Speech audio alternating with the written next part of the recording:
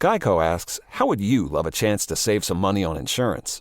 Of course you would. And when it comes to great rates on insurance, Geico can help. Like with insurance for your car, truck, motorcycle, boat, and RV. Even help with homeowners or renters coverage. Plus, add an easy-to-use mobile app, available 24-hour roadside assistance, and more, and Geico is an easy choice. Switch today and see all the ways you could save. It's easy. Simply go to geico.com or contact your local agent today. Take the next step toward the career you want, be it business, cybersecurity, healthcare, or more. UMGC can help you get there. No application fee when you apply by August 31st. Visit umgc.edu, certified to operate by Chev. Hey, Ola, it's Miles. Thank you guys for listening to the Men's Room Daily Podcast. Have you heard our newest podcast? It's called The Greatest Story Never Told. Download it today on radio.com. Be sure to subscribe. New episodes are uploaded every Tuesday at noon. Unfortunately, what you're about to hear is real. The members of this radio program are simply not that bright, or what some people would call educated. They are merely stupid. They're not trying to offend anyone on purpose. And all have played doctors on TV.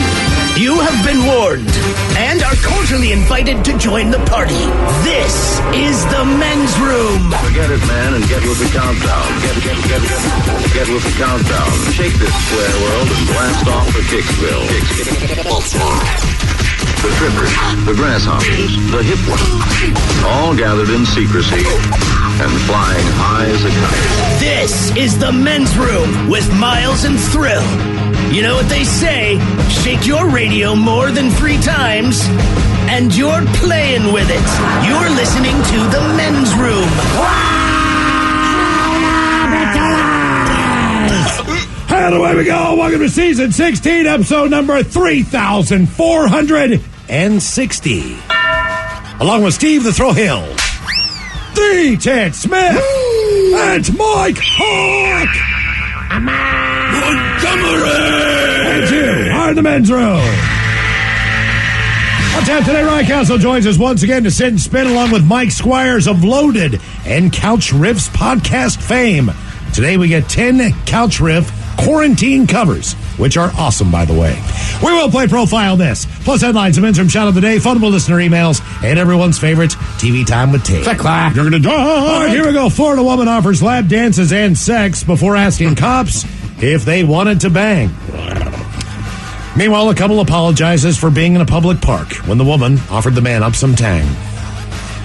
German police bomb squad called for what turned out to be an adult toy. Pizza delivery driver leaves pizzas on top of car that are then eaten by a very good boy.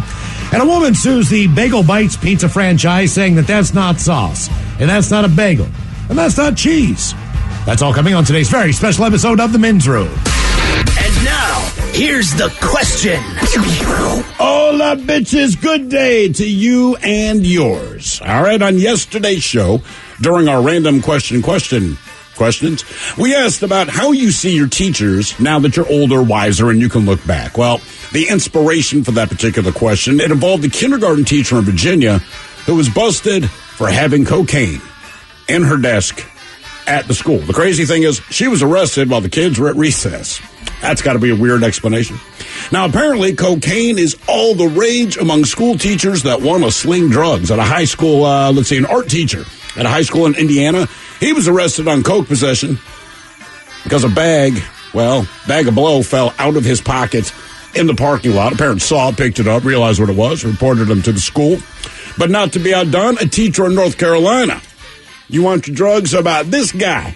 He was shot to death when he tried to steal drugs from Mexican cartel members, because that's generally what happens when you try to steal drugs from Mexican cartel members. Now, that all sounds bad, but always remember, things could always be worse. We stay in the state of Indiana, where another kindergarten teacher currently facing multiple charges related to child pornography and child exploitation. Sadly, that is not unlike my elementary gym teacher. We'll get to him later. Scuzzy bastard. Now, it's not all horrible teacher news. There's an English teacher in North Carolina. She's a finalist in what's called Live's Top Teacher Search. That would be live with Kelly and Ryan. Was that Kelly Ripa and Ryan Seacrest? So anyway, they're doing a top teacher search. The winner wins $10,000. She's one of the finalists. She's a single mother of 5. She works full-time as a teacher and supports all the extracurricular stuff like band, drama, chorus, soccer. That is commitment, and that is a positive teacher story. Like the teacher in Connecticut, very positive. This guy, when COVID hit, took it upon himself to raise over $40,000 for families of his students. And he used the money to fund grocery trips, family dinners, hooked people up at Thanksgiving, a bunch of other really charitable stuff. Unfortunately, the money he raised is considered taxable income, and now he owes the IRS $16,000. He did not see that part coming. You got to set yourself up in LLC. Anyway, these are all stories of teachers. Some are heinous, some are bad, some are good, some are somewhere in between, but it all leads to today's question. What's the story about your teacher? Be part of the big show. Call 206-421-ROCK. Like the Men's Room on Facebook. Follow us on Twitter and Instagram at Men's Room Live. And send those emails to the Men's Room at KISW.com. Geico asks, how would you love a chance to save some money on insurance? Of course you would. And when it comes to great rates on insurance, Geico can help. Like with insurance for your car, truck, motorcycle, boat, and RV. Even help with homeowners or renters coverage. Plus, add an easy-to-use mobile app, available 24-hour roadside assistance, and more, and Geico is an easy choice. Switch today and see all the ways you could save. It's easy. Simply go to geico.com or contact your local agent today. Take the next step toward the career you want, be it business, cybersecurity, healthcare, or more. UMGC can help you get there. No application fee when you apply by August 31st. Visit umgc.edu, certified to operate by Chev. Your home equity. It could be an untapped opportunity instead of an untouchable asset. Introducing HomeTap. HomeTap is an investor, not a lender. They give you cash in exchange for a share of your home's future value. Use it to pay off debt, make renovations, fund a business, or just live a better life. There's no interest or monthly payments to worry about. HomeTap. Get more from home ownership. Get more from life. Subject to eligibility. Terms and conditions apply. Visit HomeTap.com to apply in minutes. That's HomeTap.com. The Men's Room returns with Miles and Thrill. 99.9 KISW. Oh, but tell us and away we go. Welcome to Season 16, Episode number 3,460. What a large and in charge program we have for you today. You don't lie to the speaker. Guaranteed future repeat. Very special sit and spin today. It's going to be a cool one. We'll once again talk to Ryan Castle there in his basement studio dungeon bar type situation, but we will be joined not only by Ryan Castle, but by Mike Squires of Loaded and Couch Riffs podcast fame. And that way, Ryan Castle won't be so annoying. Yeah. Have we ever had, no, we rarely have a guest for sit and spin. I can only think of 2 other ones. One, AC/DC. Oh, God, okay. 2 more than that. Was Duff not here for a sit and spin? I still got 2 more, so I've forgotten those 2. But I do remember, I was proud of myself because I finally remembered something we did on the show. One was the bass player from Greta Van Fleet, Sammy. Yeah, Sam, yeah. Sam, yeah, that's all I know. And, hold on, what was the other one? Sean Kinney came in and did one from Alice in Chains. Okay, I didn't remember that one either. Oh, crap, now I can't even remember the other one I remembered. Rob Thomas. Rob Thomas. Oh, yeah. Yeah, that's very good. But, so Mike has been doing couch riffs. He's been doing them before the pandemic started. And the idea was that he would get together and play with guys in his house. They would jam together and put those out on a podcast. Well, obviously, since the past year has been a little bit upside down, he can't bring people in and sit on the couch and do the same thing. But what he's done is he's done it remotely, and he has reached out to almost every musician that he knows. Mm-hmm. And exactly what they do for a living, they do not do when they come in and do couch riffs. They basically do a song that's completely different from the genre that they basically do for a living. That's what makes it cool. Yeah, it really does. So he's going to come in. There are many more if you go to his website. Yeah. We're going to feature 10 of the best couch riffs quarantine covers that have appeared over the years on Sit and Spin. And today we're going to talk about teachers. We had this question yesterday on a random question. Tons of texts came in on the deal. Oh, people blew it up. Yeah. We figured this will be an easy one for us today. Write that one down. Let's go with it because as far as teachers are concerned, as you become an adult in life, you realize that they are just regular people just like you. Sure. They're not there to get you in trouble anymore. You're not going to go to the principal's office. You don't have to worry about the grade. In my world, the grade did not matter as much as my behavioral scores. Yeah, that was always the issue. And my parents, look, they knew my grades would suck. And it almost got to the point they got a tough mental callus with that. Because you can tell me things a million times like, it's just not going to happen, right? So what they would read after that are now the teacher's personal comments. And a lot of times It had to do perhaps with being disruptive, or more than being disruptive, just a complete indifference to authority. And that caused a lot of problems in my household. And what I discovered about myself is, well, I do have a complete lack of authority in the school world, because to me it was just BS, whatever. I certainly had it at home. My father would sit down. I'm like, see, I'm not lacking in this authority thing. I'm terrified of you right now. This is a bad, ugly, horrible conversation. And the look on your face, I sense hostility. Mm-hmm. He always looks like he physically wanted to jump across the room and beat the living hell out of him, but never actually did. But the comments were terrible every time. But it's weird now, because now I know teachers, like as friends. Right. And it's like, I know you because we met at the bar and we get hammered together twice a week. But these fourth graders you're teaching, whatever, they look at you the way we did. They do the right thing. They're always responsible. No, they don't. No, they're not. Mm-hmm. They are drunks like the rest of us. Absolutely. Absolutely. Among other things. I was always good in class. My grades were just terrible. Yeah. As long as you show up. the opposite. My thing was show up and take notes. If I could show up and take notes, then I would do okay. And I got stoned before psychology class. And that really seemed to help me out a lot. I was like, oh, yeah, I got this now. I swear to God, man. For me, anyway, getting stoned and going to class made it easier to retain, because suddenly it was interesting. The class that was dead boring yesterday, well, now I'm high. You're telling me this. And I am riveted by this algebra of what you speak. Now, are you one of those people that can go from, like, kindergarten up until your high school graduation? I mean, high school's a little bit tough because you have multiple teachers, but up until the time where you were just a one teacher classroom situation, whether that was 6th grade, 8th grade, how far you went, can you guys name all of your teachers? Kindergarten, there was Miss Volk. I remember her. She was already 200 years old then, must be dead by now. I don't say that for ill will. She was old, but very, very nice. 1st grade was, oh crap, I just had her name. Well, 2nd grade was Miss Clifford, who hated me, and then we moved to Denver, and it was Miss Grundamore. That was her name, and she was precisely... Is she the one that hated you because you were black? No, that was Ms. McNally. Miss Clifford is the chick who hated me in 2nd grade because I'm left-handed, and she was like old school Catholic. She thought you were the devil. It was evil. And so, but penmanship, I'm not kidding, but as a kid, you don't get this, right? But we had penmanship back then. Again, just 2nd grade, and kids write like garbage, so we would all write, and I actually write very well, very clearly, I guess I'll say. But she would just pull the pencil out of my left hand and jam it in my right hand, make me write. So anyway, you'd get home, and your report card, when it came to penmanship, always had this garbage grade. And my father's like, I've seen you write. So anyway, as a father, his immediate assumption at school, you don't care, you're being lazy, that's why your handwriting looks like crap, I know better. I said, Dad, I don't know what Miss Clifford's deal is, but she takes the pen out of or pencil out of my left hand, puts it in my right. It's like, why does she do that? I said, I don't know, but she does it every single time I write anything. So they had a conference with her. I got to keep it in my left hand. Scores went up. 3rd grade was Miss Rich. I remember Miss Rich because I discovered by special purpose of my penis with her. This woman was so hot. This woman was gorgeous, man. And even at 8 years old, I'm like, I got a chance. I didn't.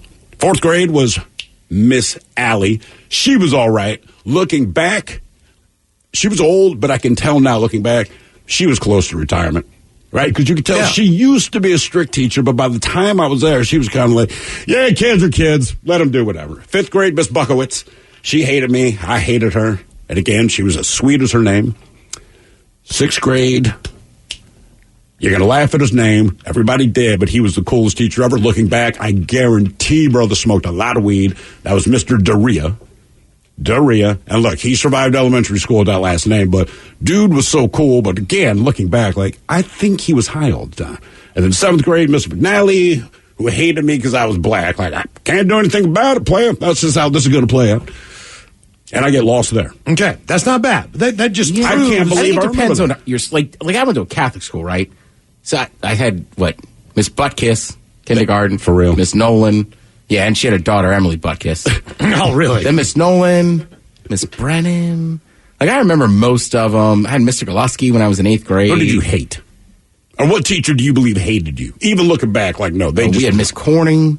There was one teacher that came in halfway through the year. Yeah. She was she took over for a teacher that I liked, who was a lady that had traveled a lot, like lived in Africa, had all these cool artifacts she'd bring in and this and that.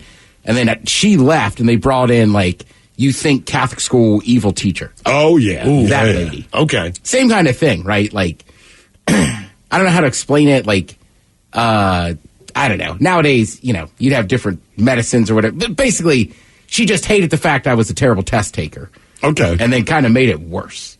If there's a way to do that. You know Sure, what I mean? sure. Like, give me 10 more minutes, I can do it. Right. I got to read the frickin' thing 3 times before I can answer it. I think, and look, and this has got to be true of teachers because it's true of people, even among coworkers, whatever it is.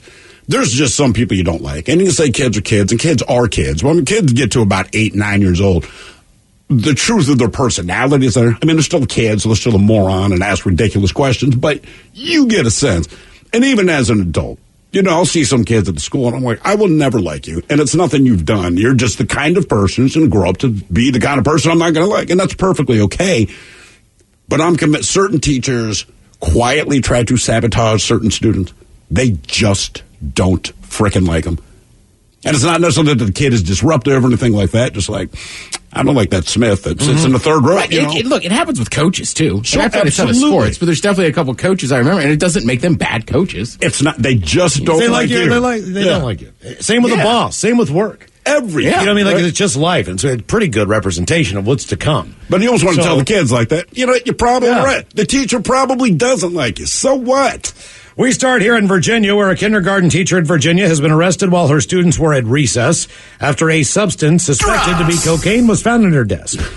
Sybil Billy, she's 46, taken into custody last week at Lakeview Elementary School after administrator contacted a school resource officer about possible drug use.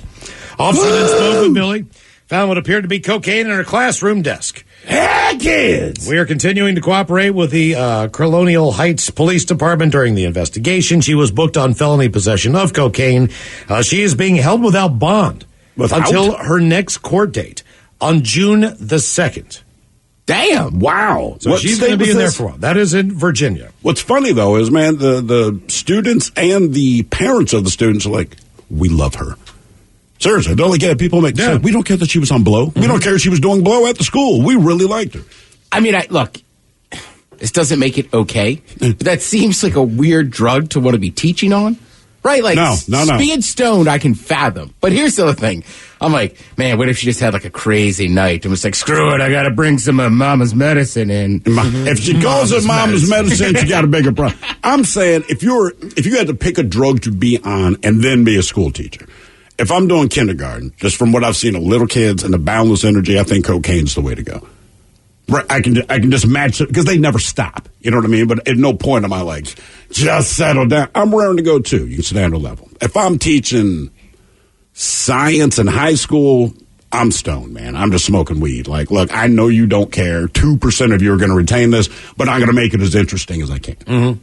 I had a shop teacher, and it was one of those things where you took a half year of shop and a half year of home ec. Mm-hmm. Okay, so, but he tried, he wanted you to learn how to, use all the tools, safely, obviously, even though he was missing a finger, and we'd heard countless stories of other students who come out of that class and would lose a finger or something. That's why you should listen to him. And goggles were required, all these things were required, but the projects were very cool. You could make, like boxes for yourself or shelving units, just basic things to learn how to do basic woodworking and all those things, but he would try to make them so that, you could use them, you could gift them. Yeah. They were practical. Some people board out like ashtrays, believe it or not, for the parents. I believe that. All kinds of just stuff. Jewelry boxes, if you could make one, et cetera, et cetera, et cetera. So at one point, the project that we had at the time, and this was the thing back in the 80s, mid 80s, they had these wooden guns. And they were rubber band guns. Oh, yeah. I had one. Big black rubber bands were probably an inch thick. You know what I mean? Like, huge. But we all got to make our own gun. So we had like this Times have changed. Yeah, we did. Of just like how you're going to cut out the wood, and then you'd sand it down, you'd round off certain edges. You know what I mean? It was a pretty. It was with the clothespins. Yeah, right? It was the last project we did, but it was cool because we had these guns. Right. So we all finally get to make the guns. And then, of course, at the end, when he goes around and checks everything, and everyone's gun is made, then we get to have a battle in the shop. All right? Now, the problem with this is everything? Well, the teacher, all right, he pegged this kid, Rodney, in the eye. And Rodney's eye, almost like exploded, blew up. Oh, like, no. The teacher did this. Yeah. It swelled shut. It swelled shut within like minutes. You know what I mean? And he's down on the ground, and when he came up, like it looked like he'd been in a UFC fight. It looked like he'd taken one right on the eye. You called it a bad one? It already started to discolor. You know what I mean? We're like, oh, man, Rodney. Well, Rodney was also a single child to a single mom, and Rodney's mom was up there in age. So I can't remember. To me, it seemed like she was 60, 70 years old. Right. But she was probably in her 50s, probably our age. Rodney was her baby, blah, blah, blah, blah, blah. So they call, they take Rodney to the hospital, I believe, before they even, because she was working, so they take him straight to the hospital. Yeah. Whoever. And then the shop teacher is gone for the next week, and we have a substitute teacher. But we were still we kind of had an idea what we thought might have happened. Not 100%. We're not really sure, but we're pretty sure he got into some pretty bad trouble. What about Rodney's eye? Rodney's eye eventually, like how I was saying over the summer, then a couple of weeks. How long before Rodney was back? Rodney was back probably the next week. But I mean, his eye was swollen shut, like he was wearing a patch and stuff. Same guy. Okay, so here's another thing about that shop class. If you got into trouble in another teacher's room, one of the things that a teacher would threaten for you to do is to go back and bore out their paddle. Right. So in other words, where you have a regular paddle, you would bore about 5 or 6 holes, or the teacher who was doing the paddling, if you were in trouble, you had to go down and then put another hole in the paddle. So everyone else had put a hole in the paddle before you. And every time they put it It's like a Buckeyes quarterback. Like, this paddle has beaten the ass of countless students. And when you got beaten with it in the hallway, now, granted, it wasn't as bad as you it still hurt like hell. Sure. Especially if they caught you on the back of the legs. But it was the whistling sound of the paddle. Oh, yeah. That just scared everybody to death. Like, you just didn't want to get paddled because you hear somebody out there just getting their ass beat by the teacher. But the whistling leading up to it was like, bam! And you're like, ah!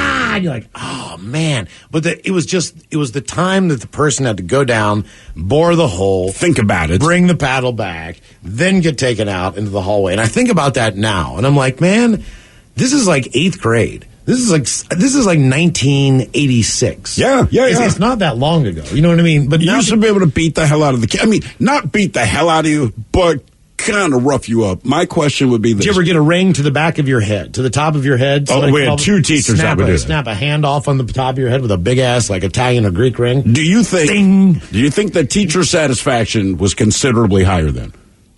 I think it's got to be, right? You hear teachers complain now because, like, everyone just treats us like, we're here babysitting your kid, which a lot of times you are. Were the teachers satisfied? The teacher's satisfied. Oh, sure. But if that same kid that disrupts the class every day, you take his ass out in the hall and beat his ass with a paddle, homie is cool for like 2 weeks after. He is. Our teachers just had to be like, listen, you cause a problem in my class, I get to beat your ass, roll the dice. I just think about that now. Like, if my kid came home and said I was taken out in the hallway and beaten with a paddle, I'd be like, who beat your ass with a paddle? First question, but that's the wrong. What did you do? I would definitely ask that. What did you do? I would ask that. If they took your ass out and all beat you with a paddle, you did something to earn that ass. What did you do? Right. And I'm not sure back in the day that we took that. It wasn't necessarily that we took it to that level. Well, we never went home and told our parents because all you're doing is an admission of I got in trouble. Your parents didn't care if the teacher lit your ass on fire. Why did they light you on fire?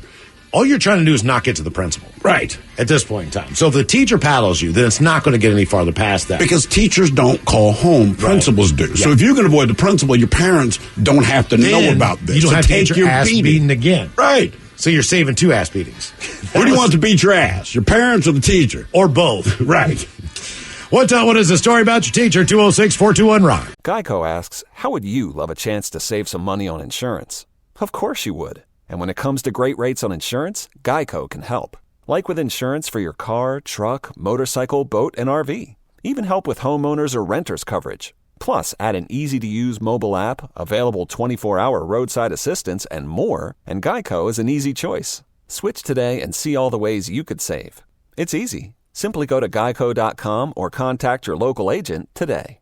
Take the next step toward the career you want, be it business, cybersecurity, healthcare, or more. UMGC can help you get there. No application fee when you apply by August 31st. Visit umgc.edu, certified to operate by Chev. Your home equity. It could be an untapped opportunity instead of an untouchable asset. Introducing HomeTap. HomeTap is an investor, not a lender. They give you cash in exchange for a share of your home's future value. Use it to pay off debt, make renovations, fund a business, or just live a better life. There's no interest or monthly payments to worry about. HomeTap. Get more from home ownership. Get more from life. Subject to eligibility, terms and conditions apply. Visit HomeTap.com to apply in minutes. That's HomeTap.com. 99.9 KISW. You're in the men's room. Our question, what is the story about your teacher? 206-421-ROCK. Hello, Trevor. Welcome to the men's room. Liquor and whores. Liquor and whores. Okay, so this story is back in 2003 when I was in high school at Peninsula High School. All right. And I had a math teacher. He'd always give the pretty girls extra attention. But one time, I was sitting at the desk with, another lady that was at the table with me, a girl. We're like 15. Anyway, she's wearing a short little skirt, and she puts her bare feet up on the desk.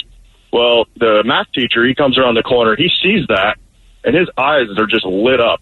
So he comes over there, and he grabs her bare foot, and then his hand follows her leg all the way up to like almost the top of her upper thigh. And he says, now, young lady, you know you're not supposed to put your feet up on the desk. And then he puts her foot down on the ground. Well, she looks at me and looked at everybody else like, did this really just happen? And she's like, gives him the finger, walks out the door, and he's like, hey, come back here. Well, the long story short, she never came back to that class, but then he also got fired. Yeah. And the rest of the year, we had all kinds of different subs. How long from the time that this went down, which, by the way, is exceptionally creepy, how long from the time that this went down until he was fired? Well, other people in the other older grades, they had said that he's just been a creep from day one. He was like 45. Yeah, it's a creepy age. When you get in your 40s, things I don't know about that, man. I'm kidding. I mean, God damn. Golly, that's right out of the gate. Did he think that no one else was included? Like, why would you think no one's going to say anything? I don't know. Ooh, nice leg. Okay. What's this? I didn't think we were going there. So bad. I didn't think we were going there today. I mean, look, I got a gym teacher that got busted for, but the difference is, like, we never saw anything. Like, the worst was there was a girl in my class named Nancy, and for whatever reason, in elementary school, it's still co-ed gym. He always just called her princess and was always particularly nice. But we never saw him touch her. He never ran his hand on her. You know what I mean? Like, at least he was subtle enough to keep his creepy to himself. I've never experienced something like that. What is the story about your teacher? 206-421-ROCK. He put his tongue in my ear in class. Yeah. Hello, Tom. Welcome to the men's room. Boom, bitches. Boo! All right, so back in 2003, I was in 7th grade, and we had this teacher. His name was a science teacher, Mr. Sowers. Coolest teacher ever, man. Like, he even, a couple times, we had a weed pipe, and he would, take it and put it in his desk. I swear he smoked. But anyways, he always let us have food in the classroom. And because of my 7th period class, and what we did, we always were goofing off. I guess we were always leaving stuff around. We ruined it for everybody after us, and he took food out of the classroom. What did you guys do wrong? Just making a mess, not cleaning up after ourselves, I mean, he even kicked me out of the classroom one time for making fish noises. Making fish noises? What does a fish sound like? How you can bump the side of your mouth and go boop, boop, boop. Oh, yeah. Okay. I thought it was just going to be a really long... Man, sounds like a really bad jam. just keeps going. But that's the age you're going to do that. That seems a little loose to take a weed pipe off a 7th grader. Well, were you guys allowed to eat in class? No. I was not. No God, food, no drink allowed. Could not chew gum. In high school, we had one teacher that it was okay, but he was also very strict about it. Has that changed? I would think so, yeah. I really don't know. Or no. I don't think it has. I can't imagine a teacher wants to sit there and watch a bunch of kids eating or chewing gum. I mean, the reason, they're just distracting. And kids are a freaking disaster. You know what I mean? We could sit at a meeting and eat, but we're adults, so they don't say anything. But kids, you don't want to deal with that, man. Yeah. And sometimes, in the business world, there's lunch meetings. It's it's a given that you'll eat. Right. But I'm with you as a teacher. I don't want to look at some kid just eating. That's all I'm trying to teach him something. Like, you already get a lunch break. And kids eat different, man. Like, kids don't just eat and like, if you sit down and watch a movie and you have something to eat, you can pay attention to the movie and also eat your food. And it's kind of like two separate parts of your brain. Like, I watch my kids, like, when they go down to bite something, 100% of their attention is in this moment. You know what I mean? And it's like, guys, it is impossible for them to pay attention if they are actively chewing. Right. And watch my daughter eat a slice of pizza. I can't even explain it to you. Is it heavenly? No, it's... I mean, is she just like, this is the best thing ever? No. She's specific about how she eats. Get a slice of pepperoni, just a slice of pepperoni. So I want you to picture this, and I'm not exaggerating this at all. So, and she's a very slow eater on top of it. You're a teacher, it's pizza day, but you're still trying to teach the class as the kids eat. They're making a mess. You're going to start getting sidetracked by my daughter because you're going to watch her pull the pepperonis off individually. And you think, okay, maybe she doesn't want the rest of the pizza. She does. Just hang in there. But she eats pepperonis individually and very slowly. And then she starts pulling the cheese off individually and slowly. So you think, okay, whose stomach was that? Did you hear that? What? Somebody's stomach growled. Anyway, just want to call someone out. So then you think maybe it was me. She doesn't like sauce and crust. She does. And at this point that the pepperoni and the cheese has been removed and now it's just a tomato pie, most people, when they eat a slice of pizza, you pick it up by the fat end. Yeah. And the point goes towards your mouth, right? And you work your way back to the crust.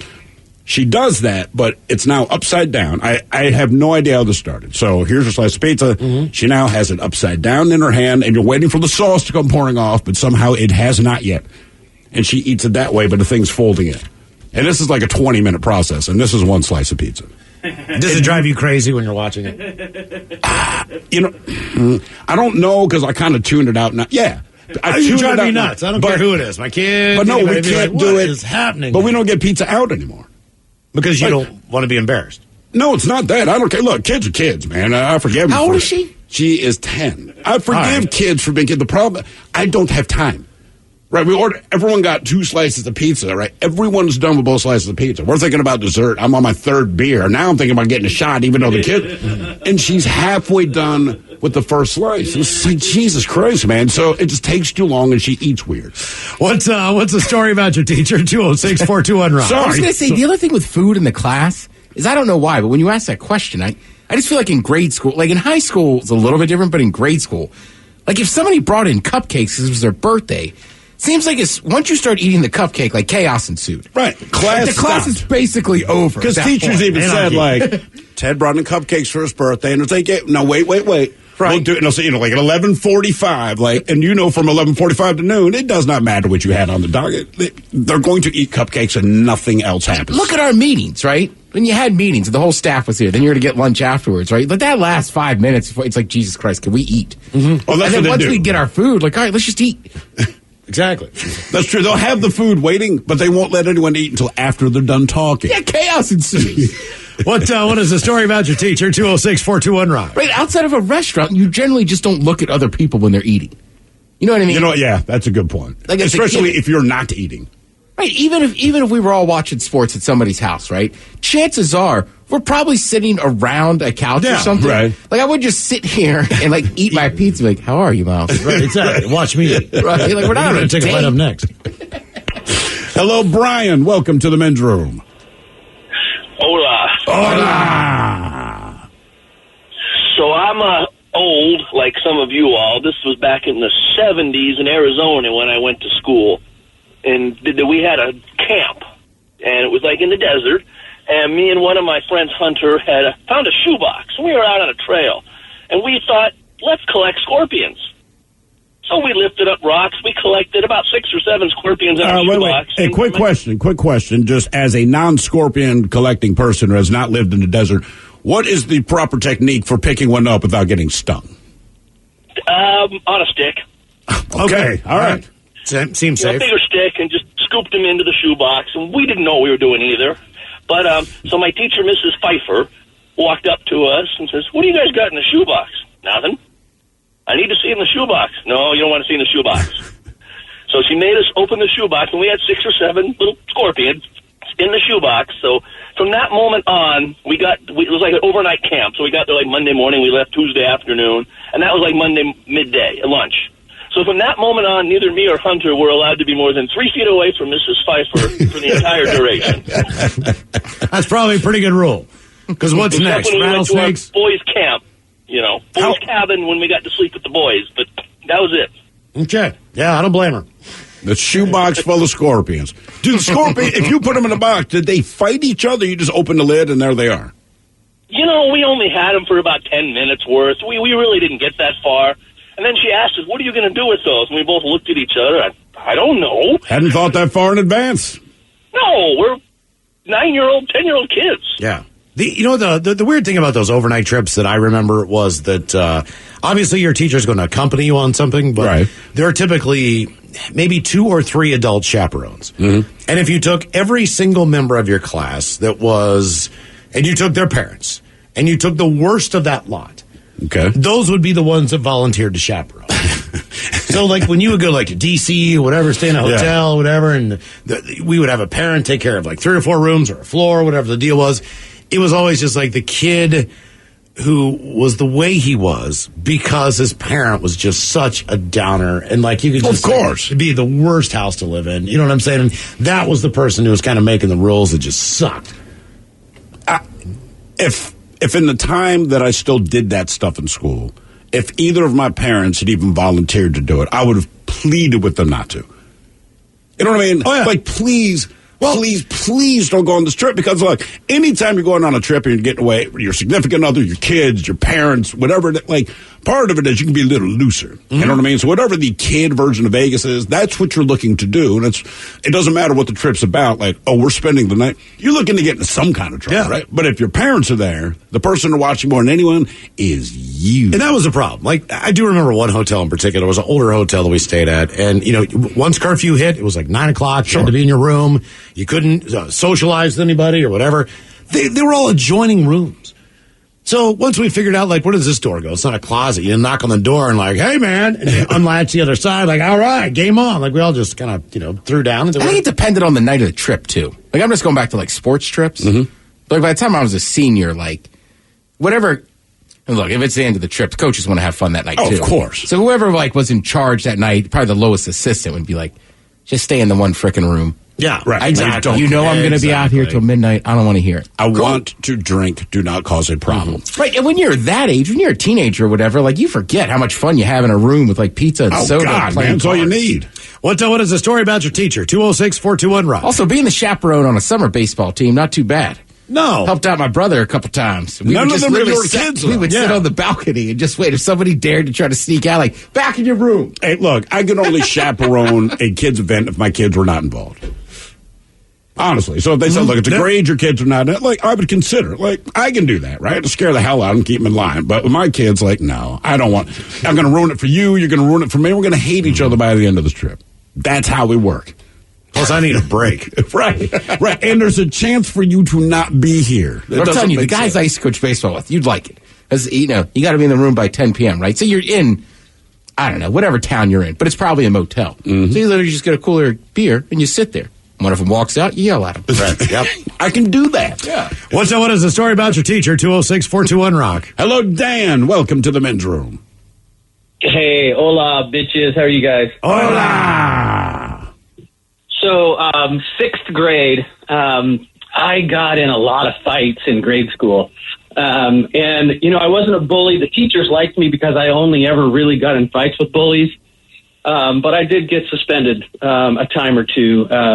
Anyway, 6th grade, school counselor, his name was Mr. Fisher, was actually a really nice guy, but he had me come to his office and he told me, no more fighting. This is it, not another fight.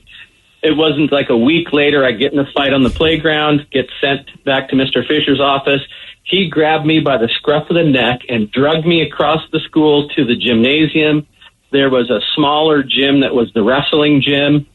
And so it had, pads on the floors. He took a key and opened a little closet and stuff starts hockey sticks, everything flying out of that closet. And out comes some boxing gloves. He throws a pair of boxing gloves at me, tells me, put those on and defend yourself. And I'm like, okay, my grandparents bought me boxing gloves when I was a little guy. My brother's a year older. and we used to have boxing matches in the house all the time. So I'd put my gloves on and put my hands up.